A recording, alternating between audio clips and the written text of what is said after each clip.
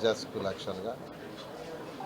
ఎందుకంటే 2014-19లో కూడా ఇదే బిల్డింగ్ పైన కాలేజీ 11th and 12th వాళ్ళకి కాంపిటేటివ్ కోచింగ్ ఇవ్వాలని ఆ రోజు హాస్టల్ స్టార్ట్ చేసాం. హాస్టల్ అయితే పేదలు నిరుపేదలు ఉంటారని 50% సీట్లు ఈ నెల్లూరు వాళ్ళకి ఇచ్చాం, 50% అంతర జిల్లాల వాళ్ళకి కూడా ఇచ్చాం పేదలకి. చాలా చక్కగా జరిగింది. ఆ రోజు అజీజ్ గారు మున్సిపల్ కార్పొరేషన్ చైర్పర్సన్గా ఉన్నారు. ఆ రోజు మేయర్గా ఆయనకి చెప్పాను, దీనికి అయ్యే ఖర్చుని మీరు భరించండి అని. టీచర్లకు దానికి కావాల్సిన సపోర్ట్ నారాయణ గ్రూప్ చేస్తుందని. నెలకు దాదాపు 6 లక్షల రూపాయలు యాక్చువల్గా టీచర్లకి నారాయణ గ్రూప్ వాళ్ళు పే చేశారు. టీచర్లు ఇచ్చారు. ఆ 80 ఫౌండేషన్, నీట్ ఫౌండేషన్ చెప్పడానికి ఎంతో బాగా జరిగింది. ఎంతోమంది బ్రహ్మాండంగా రిజల్ట్స్ వచ్చింది.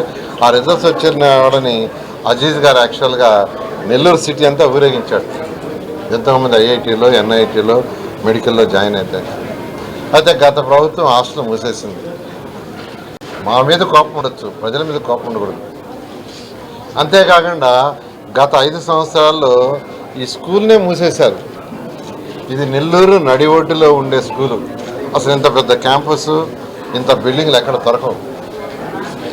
ఈ రోజులో ఎవరైనా స్కూల్ పెట్టాలన్న సైట్ లేదు, గవర్నమెంట్ పెట్టాలన్న సైట్ లేదు. అలాంటి స్కూలుని మూసేశారు. దీన్ని ప్రభుత్వం రాగానే నేను చేస్తానని చెప్పాను. దాని ప్రకారం దీన్ని అటు నారాయణ గ్రూపు మా పిల్లలు మరియు ఎన్సీసీ వాళ్ళు కలిసి దీన్ని యాక్చువల్గా పునరుద్ధరించారు. చక్కగా ప్లే ఎక్విప్మెంట్ అంతా పెట్టారు, ప్లే గ్రౌండ్స్. అదేవిధంగా ఇక్కడ నర్సరీని స్టార్ట్ చేశాం. Nursery to 9th class, next 10th కూడా వస్తుంది. ఆల్రెడీ 11th and 12th ఉంది. ఇది స్ఫూర్తిగా యాక్చువల్గా ఈరోజు నెల్లూరు సిటీలో ఉన్న అనేక మున్సిపల్ స్కూల్స్ని ఇదే విధంగా చేయాలనే ఉద్దేశంతో నేను డిఎస్ఆర్ కన్స్ట్రక్షన్స్ వాళ్ళు ఉన్నారా, వాళ్ళు ఉంటే రమ్మను. ఆ డిఎస్ఆర్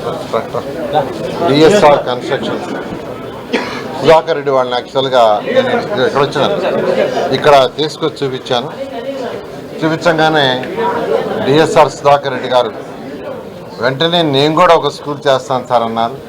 నేను ఒకటే చెప్పా, ఇంతకంటే బాగా చేయండి అన్నాను. చెప్పిన వెంటనే మూలాపేట స్కూల్ తీసుకొని యాక్చువల్గా దాన్ని రెనోవేషన్ స్టార్ట్ చేసి, రెనోవేషన్ కాదు మొత్తం 6th క్లాస్ నుంచి 10th క్లాస్ దాకా అటు ఇంటర్మీడియట్కి ఫౌండేషన్ ఇవ్వడానికి పిల్లలు మొన్నే చేరారు. ఇప్పుడు ఎగ్జామ్స్ జరుగుతున్నాయి. ఈ ఎగ్జామ్స్ అయిన తర్వాత ఎవరికైతే ఇష్టం ఉందో వాళ్ళకి, ఎవరికి బలవంతం లేదు, ఆ తల్లిదండ్రులు పిలిచి మాట్లాడండి, వాళ్ళని ఐడెంటిఫై చేయండి. వాళ్ళ వరకు ఫౌండేషన్ స్టాఫ్ని నేను అరేంజ్ చేస్తానని చెప్పాను. ఆ పిల్లలకి చక్కగా వాళ్ళకి కావాల్సిన కాంపిటేటివ్ ఎగ్జామ్స్ యొక్క ఫౌండేషన్ కూడా ఈ స్కూల్లో ఇవ్వటం స్టార్ట్ చేయడం జరుగుతుంది. అదేవిధంగా నెల్లూరులో ఉన్న 11 స్కూల్స్లో కూడా 11 స్కూల్స్ ఉన్నాయి. ఈ 11 స్కూల్స్ కూడా విద్యాశాఖ మంత్రితో మాట్లాడతాను. ఆయనతో కూడా మాట్లాడి అన్ని స్కూల్స్లో ఎవరికైతే ఇష్టమో వాళ్ళందరూ కూడా ఫౌండేషన్ ఇచ్చే విధంగా చేయడం జరుగుతుంది. Thank you.